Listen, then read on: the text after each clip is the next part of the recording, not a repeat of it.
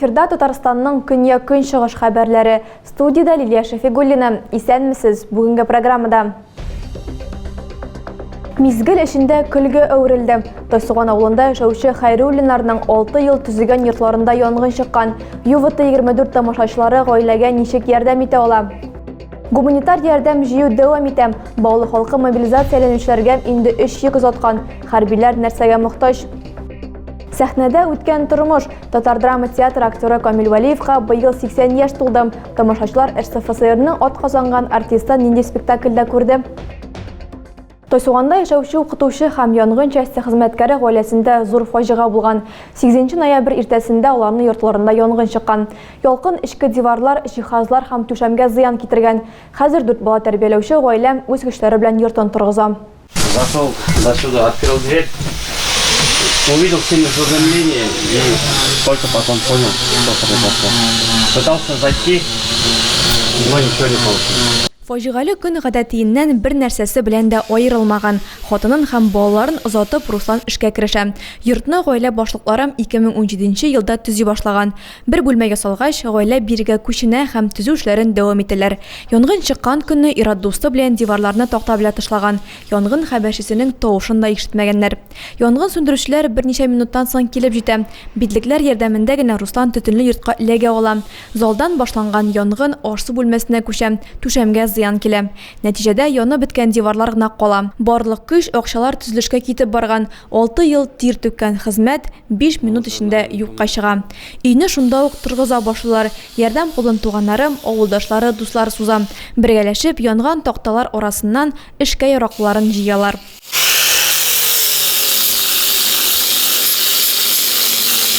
Хәйруллиннар гап-гади гаилә. Тормыш иптәше авыл мәктәбендә укытучы булып эшли.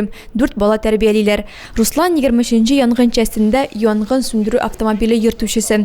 Чит кешеләрнең йортларында чыккан янгын белән аңа бик еш очрашырга туры килгән. Ләкин бу фаҗига аның да өенә килер дип Иратның уена да килмәгән. Хәзер гаилә вакытлыча Тайсуган авыл советы рәисе биргән йортта яши. Шунда ук яңа янгын хәбәрчеләре урнаштырылды. Янгын сүндерү бүлекчәләре дә үз хезмәткәрләренә ярдәм күрсәтә. Балаларга һәм гаилә башлыкларына кием салып, көн күрешкә кирәк яраклар җыя. Битараф булмаганнар хәлләреннән килгәнчә ярдәм күрсәтә. Кемдер акча җибәрә, кемдер киемнәр китерә. Мохтаҗ гаиләгә теләгән һәркем ярдәм итә ала. Теләсә нинди сумманы экраннарда күргән номер буенча Сбербанк һәм Зенитбанк картасына җибәрергә мөмкин. Әлмәттә яшәүче бер ханымга 10 елга кадәр ирегеннән мәхрүм ителү куркынычы яный. Исерткеч эчемлекләр белән куйнашу җинаятькә китергән.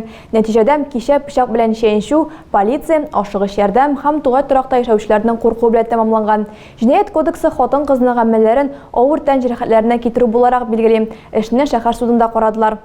На почве внезапно возникших личных неприязных отношений. Пушкин урамындагы тулай торакның бер бүлмәсендә күңелле җәйге кич җинаять белән тәмамланган. Хокук сакчылары мәгълүматлары буенча, соңгы 2 елда әлеге йорттагы хәлләр контрольдә тотыла. Гомумән бирдә яшәүчеләрне көн күрештә хокук бозулар һәм җинаятлар борчый. Хөкем итүчегә торак хуҗасы шелтә белдергән. Хатын-кызга бу ошамаган һәм ул пычак белән Иратка 2 тапкыр чәнчегән.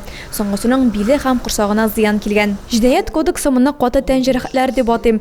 Пычак корал буларак кулланылган. Хөкем итүчегә иң күбе дигәндә 10 елга кадәр ирегеннән мәхрүм ителү яный. Гаепләнүченең бергә яши торган иптәше шаһид буларак чакырылган. Алар өчесе бер бүлмәдә яшәгәннәр. Җинаять кылган вакытта да аннан соң да Ират берни белмичә йоклаган. Гаепләнүче моңа кадәр дә шундый ук җинаятлар өчен җаваплылыкка 4 тапкыр тартылган. Суд статистикасы буенча гаепләнүчеләр скамиясенә хатын-кызлар ешләкми.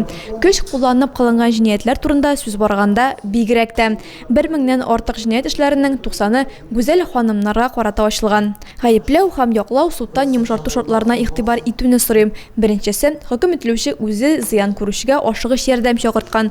Икенчесе, хатын-кыз зыян күрүчене караган бердән-бер кеше булган. Ират үзе турында кайгырта алмый. Соңгы сүзне әзерләнү өчен аңа вакыт бирелде. 1 октябрьдән Баулыда ярдәм янәшә дип исемләнгән хәрәкәт эшләп килә. Ул мобилизацияләнгәннәр өчен гуманитар йөк җыя һәм хәрбиләрнең гаиләләренә ярдәм күрсәтә. Солдатлар күпчелек нәрсәгә мохтаҗ? Халык театры администраторы Ләйлә Гафиятуллина 11 пар оек баш алып килгән. Аларны Аккалфак оешмасы, Халык театры, Здравушка сәламәт яшәү рәвеше клубы һәм ветераннар советы вәкилләре бәйләгән.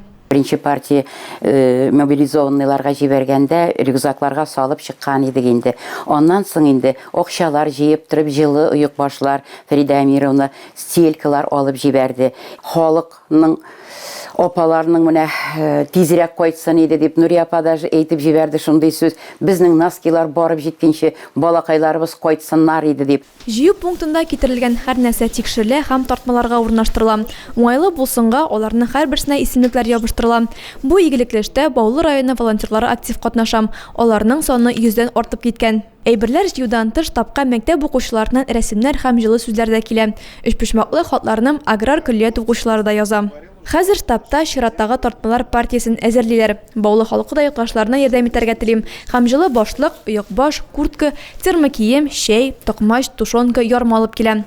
Мобилизацияләнгән ир-егетләргә гуманитар йөк җибәрүдән тыш, аларның гаиләләренә дә ярдәм кулы сузыла. Волонтерлар көн күрештә булышалар. Шулай ук мобилизацияләнүчеләрнең туганнарына психологик ярдәм дә күрсәтелә. Яшьләр эшләре бүлегендә урын алган штаб ялларсыз эшли һәм гуманитар ярдәмне кабул итүен дәвам итә.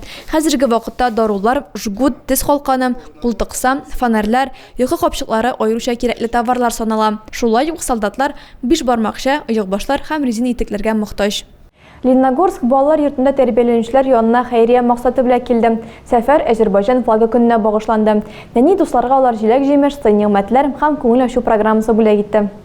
Тартмаларда көньяк җимешләре, баллы сулар һәм милли ризыклар. Лениногорск районының Бирлек Азәрбайҗан диаспорасы балалар йортында еш кунак булырга ярата.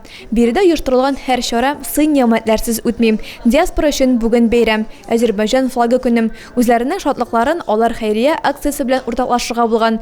Азәрбайҗан халкы өчен бу иң әһәмиятле бәйрәмнәрнең берсе. Чара башланыр алдыннан диаспора вәкилләре балаларга Азәрбайҗан флагы һәм ил символикасы төшергән башлыклар таратты. Җирле милли мәдәни автономия җитәкчесе Рәмиз Мамедов балаларга җылы теләкләрен җиткерде. Ул Азәрбайҗан диаспорасы вәкилләренең укучыларга һәр вакыт ярдәм кулы сузачагын ассызыклап үтте. Балалар рәхмәт йөзеннән кунаклар өчен әзерләгән программа барышында Азәрбайҗан, аның тарихын, милли символикасын һәм Азәрбайҗан флагы турында белемнәрен күрсәтте. Красный подчеркивает демократию в республике. Балалар Азәрбайҗан турында шигырьләр сөйләде, патриотик җырлар башкарды. Азәрбайҗан диаспорасының яшь вәкилләре исә туган телләрендә шигырьләр укыды. Yaşa vatan çok yaşa, yaraşır zafer sana, algış min kere algış, zaferi bahşedene. Аниматорлар белән күңел ачу программасы көтелмәгән зур сюрприз булды. Тиктокерша һәм Минимаус белән күңелле уеннар балаларда шатлыклы хисләр уятты. Алар геройларның биремнәрен зур кызыксыну белән башкардылар һәм күңел ачтылар. Аерым бер гаҗәпләнү белән фокусларны күзәттеләр. Вау, Маргарита, покажи всем! Бәйрәм ахырында балаларны сабын куыклары тамашасы көтте. Сабыйлар аларны хәтта тотып карый алды. Кичкенәдән алып гаять зурысына кадәр артистлар куыкларның нинди генә ясамады. Һәркем сабын куыгының эченә кереп теләген әйтә алды. Балалар бәйрәмнән алган тәэсирләре белән озак уртаклаштылар һәм кунакларга рәхмәтләрен белдерделәр. Соңыннан Азәрбайҗан диаспорасы җитәкчесе Рәмиз Мамедов балалар йортына китап бүләк итте. Анда Азәрбайҗанның 1941-1945 елларда фашизмны җиңгә керткән өлеше турында сөйләнә. Әлмә драма театрында РСФСРның атказанган артисты һәм Татарстанның халык артисты Камил Вәлиев бенефисы узды. Иҗат кичәсендә тамашачыларга Ярослава Пулинович әсәре буенча куелган «Син кайда идең» спектаклен күрсәттеләр. Юбиляр Камил Вәлиев төп рольләрнең берсен башкарды. Артистка быел 80 яшь тулды. Яшы булды. Камил Вәлиевны халык җылы каршылый. «Син кайда идең» спектаклендә ул 72 яшьлек Василий Игнатьевич тыл ир һәм элекеге география укытучысын уйный. Язмыш аны 76 яшьлек тыл калган Эльза белән таныштыра. Ханымга ачы язмыш туры килә. Ул руслашкан немецлар гаиләсендә туган. Тормышы сугыш афәте, репрессия һәм сөргеннәрдә үтә. Тамашачылар алдында Эльзаның кичерешләре Василий Игнатьевич белән әңгәмәләрдә ачыла. Сәни белән яши башладык, мин мәктәпкә укырга кирдем, һәм дисәм бөтен нәрсәне үзгәрәсен беләйдем. Әмма пейси белән өйрәнешне инде o'yla туганнан соң. Эльза кияүдә бик бәхетсез була.